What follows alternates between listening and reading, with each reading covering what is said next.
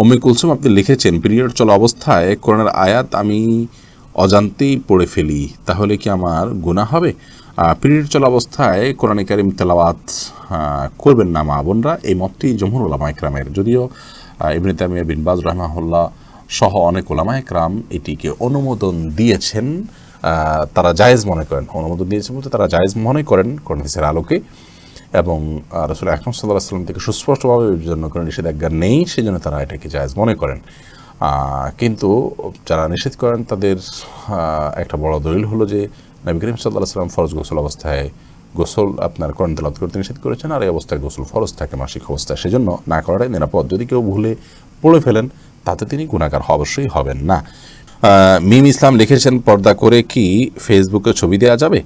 না, পর্দা করে ফেসবুকে ছবি দিবেন না। ফেসবুকে আপনার পর্দা করে ছবি দিলেও আপনার শরীরের কোনো না কোনো অংশ যদি প্রকাশ পায়, কপাল, হাত ইত্যাদি, এগুলো নিয়ে মানুষ বাজে চিন্তা করবে। হ্যাঁ, আপনার ফেসবুকে ছবি দেওয়া হয় আইডেন্টিফিকেশনের জন্য। এখনও পর্যন্ত ফেসবুক যেহেতু এটা বাধ্য করেনি সকলের জন্য, অতএব আপনি অন্য কোনো প্রোফাইল পিকচার ইউজ করবেন, বিশেষ করে অন্য কোনো পুরুষ আপনাকে নিয়ে যেন বাজে চিন্তা করতে না পারে, সেই প্রয়োজন আপনি এটা করা উচিত। এরপরে, স্বামী চাকরি না করতে দিলে আমি কি চাকরি করতে পারবো?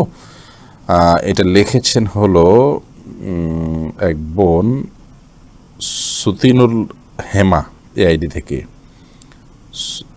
সোয়াতিনুর হেমা এআইডি থেকে লিখেছেন, স্বামী চাকরি করতে না দিলে আপনি কেন চাকরি করবেন? স্বামী যদি আপনার ভরণ পোষণের দায়িত্ব নেয়, সেক্ষেত্রে আপনার জন্য বাইরে যাওয়া জায়েজ নয়। স্বামীনা সুলতান আপনি লিখেছেন, মা মারা যাওয়ার পর নানা বাড়ির জমি বিক্রি করার সময় স্বাক্ষর করি, কিন্তু সেখান থেকে প্রাপ্ত টাকা আমার বাবা আমাকে দেয় না, এটা কি জায়েজ হবে? মা মারা যাওয়ার পর নানা বাড়ির যে জমি, সেই জমিতে আপনার ভাগ থাকবে অবশ্যই। সেই টাকা যদি আপনাকে আপনার বাবা না দেন, তিনি জুলুম করছেন, তিনি অন্যায় করছেন, এবং এটা তাকে বোঝানো উচিত। আর যদি আপনি তাকে মাফ করে দেন আপনার বাবা হিসাবে তার জুলুমকে, তাহলে আল্লাহ তাআলার কাছে তিনি ক্ষমা পেতেও পারেন। লিমা আক্তার আপনি লিখেছেন, শরীর নাপাক অবস্থায় কাপড় ধৌত করলে সে কাপড় পবিত্র হবে কি? আর বাচ্চাদের গায়ে হাত দেওয়া যাবে কি না শরীর নাপাক অবস্থায়? উত্তর হলো যে বাচ্চাদের গায়ে হাত দেওয়াতে কোনো অসুবিধা নেই নাপাক শরীর নিয়ে।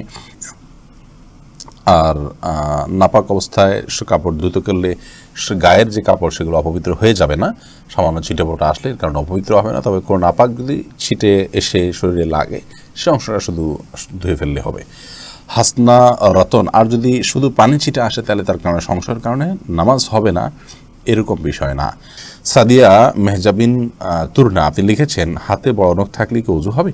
হাতে যদি বড় নখ থাকে তাহলে সেক্ষেত্রে এটি অন্যায় কথা, এটা গুনাহের কথা। কারণ মুসলমান নবী করিম সাল্লাল্লাহু আলাইহি সাল্লামের যে সুন্নাতে দায়েমা বা সুনানুল ফিতরাহ, সেগুলোর উপরে আমল করার চেষ্টা করবে। হাতে বড় নখ রাখা উচিত নয়, কিন্তু যদি বড় নখ থাকে এবং তিনি অজু করেন, অজু হয়ে যাবে, সেটা সম্পূর্ণ ভিন্ন বিষয়। তাহমিনা খাতুন লিখেছেন, শীতের দিনে অনেকে মুজাফরে সালাত আদায় করেন, এটাতে সালাত হবে কি না? শীতের দিনে যদি মুজাফরে সালাত আদায় করেন কোনো অসুবিধা নেই, হয়ে যাবে। লন্ডন কসমেটিক্স আইডি থেকে আপনি লিখেছেন, পার্লারে অন্য কাজের সাথে ব্রু প্লাগ করা কি হারাম? ব্রু প্লাগ যেহেতু শরীরে নিষেধ, অতএব অন্য কাজের সাথে এটা করা উচিত হবে না। পিপ আইডি থেকে আপনি লিখেছেন, নামাজের সময় আম্মু কোনো কাজের আদেশ দিলে কি করব? যদি নফল নামাজ হয় আর আম্মুর এই কাজটা খুব বেশি গুরুত্বপূর্ণ হয়, ডাক শুনে বুঝতেছেন যে খুব জরুরি, আম্মু খুব সিরিয়াসলি ডাকছে, তাহলে আপনি নফল নামাজ ভেঙে আম্মুর কথা শুনবেন, পরবর্তীতে সে নামাজ পড়ে দিবেন। আর যদি ফরজ নামাজ হয় তাহলে আপনি নামাজ শেষ করে যতটুকু তাড়াতাড়ি করা সম্ভব করে তারপর আপনি আম্মুর ডাকে সাড়া দিবেন। আরজু তামান্না লিখেছেন, আগে ক্যারিয়ারের চিন্তা করা উচিত নাকি বিয়ে করার চিন্তা করা উচিত? অবশ্যই আপনার ন্যূনতম স্ত্রীর আপনার মোহর এবং ভরণ পোষণ দেওয়ার ব্যবস্থা করে তারপর বিবাহ করা উচিত। ক্যারিয়ার বলতে যদি আপনি এটুকু বোঝান তাহলে এটুকুর ব্যবস্থা করে তারপর বিয়ে করা উচিত। কিন্তু ক্যারিয়ার মানে যদি হয় যে লাক্সারিয়াস লাইফ লিড করার জন্য আপনার অর্থ কড়ি এবং সামাজিক অবস্থান এগুলো সৃষ্টি করে তারপর বিয়ে করা, তাহলে সেটার জন্য বিয়েকে বিলম্ব করা জায়েজ নয়, উচিত নয়। আরজু তামান্না আপনি লিখেছেন, কোনো অমুসলিমকে কিভাবে ইসলাম সম্পর্কে বলবো? আপনি তাকে ইসলামের সৌন্দর্য আছে এরকম বই পুস্তক দিতে পারেন। মৌলানা আবু তাহের মিসবাহ অনুদিত গুরুদত্ত সিং এর একটা বই আছে, তোমাকে ভালোবাসি হে নবী, একজন অমুসলিমের লেখা। এই বইটা আপনি যে কোনো অমুসলিমকে দিতে পারেন। এছাড়া ইসলামের সৌন্দর্য নিয়ে অনেকেই লিখেছেন বিভিন্ন ভাষায়, বাংলা ইংরেজিতে। সেই বইগুলো আপনি প্রোভাইড করতে পারেন অমুসলিমদেরকে। সেই সাথে ইসলামের বিভিন্ন সৌন্দর্য আপনার নিজে তুলে ধরার যোগ্যতা থাকলে আপনি তুলে ধরবেন, অথবা ডক্টর জাকির নায়েক, বেলাল ফিলিপস এবং আপনার আহমদুল্লাহ সহ বিভিন্ন স্কলারদের যে তুলনামূলক ধর্মের উপরে তাদের লেকচার আছে সেগুলো তাদেরকে প্রোভাইড করতে পারেন, সেগুলো লিঙ্ক দিতে পারেন। জুলেখা জাহান আপনি লিখেছেন, বিয়ে করার ক্ষেত্রে কি মেয়েদের যোগ্যতা ছেলেদের চেয়ে নিম্ন হতে হবে এমন কোনো বিধিবিধান আছে? না, এমন কোনো বিধিবিধান নেই, এক্ষেত্রে কম বেশি হতে পারে, এর জন্য বিয়ে অশুদ্ধ হওয়ার কোনো কারণ থাকতে পারে না। শারমিন সুলতানা আপনি লিখেছেন, অজু করে পরপুরুষের সামনে গেলে কি অজু ভেঙে যাবে? উত্তর হলো না। এরপরে আপনার প্রিন্সেস জেনি, আপনাদের অনেকেই নামের আইডিগুলোতে দেখা যাচ্ছে ভেঙে এমনভাবে যেগুলো পড়তে আসলে অসুবিধা হয়, মাফ করবেন। জায়নামাজে আপনি লিখেছেন, জায়নামাজের দোয়া কি পড়া লাগে আর মেয়েরা কিভাবে সেজদা দিবে? জায়নামাজের দোয়া বলতে শরীয়তে বিশেষ কোনো দোয়া নেই। আমরা জায়নামাজের উপরে দাঁড়িয়ে সরাসরি সালাত শুরু করব। আমরা যে ইন্নেওয়া যেহেতু এরকম একটা দোয়া শিখেছি জায়নামাজের নামে, এরকম কোনো বিশেষ আপনার দোয়ার কথা কোরআন হাদিসে কোথাও বলা হয়নি। ব্যাংক থেকে লোন নেয়া টাকা ধার নিলে গুনাহ হবে কি না, এমডি ফাইজুল ইসলাম বলেছেন। কেউ ব্যাংক থেকে লোন নিয়েছেন, সেখান থেকে আপনি টাকা ধার নিয়েছেন, এটা নিলে আপনার জন্য গুনাহের কোনো কারণ নাই। কারণ তিনি লোন নিয়েছেন, নিয়ে সুদ দিচ্ছেন, সেটা হারাম কাজ করেছেন, কিন্তু লোন নিয়েছেন এই টাকাটা হারাম হয়ে যায়নি তার জন্য।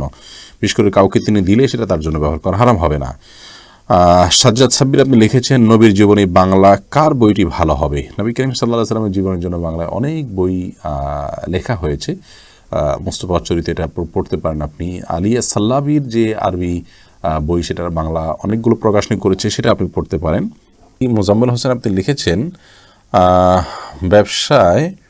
বাসায় মেয়েরা কি মাথায় কাপড় ছাড়া থাকতে পারবে? যদি বাসায় কোনো পরপুরুষ না থাকে কোনো অসুবিধা নেই, মেয়েদের সবসময় যে কাপড় দিয়ে থাকতে হবে, একাকী থাকলেও এমন কথা কোনো বলা হয়নি। মোহাম্মদ নুরুন্নবী লিখেছেন, ইদ্যত পালন কতদিন করতে হয়?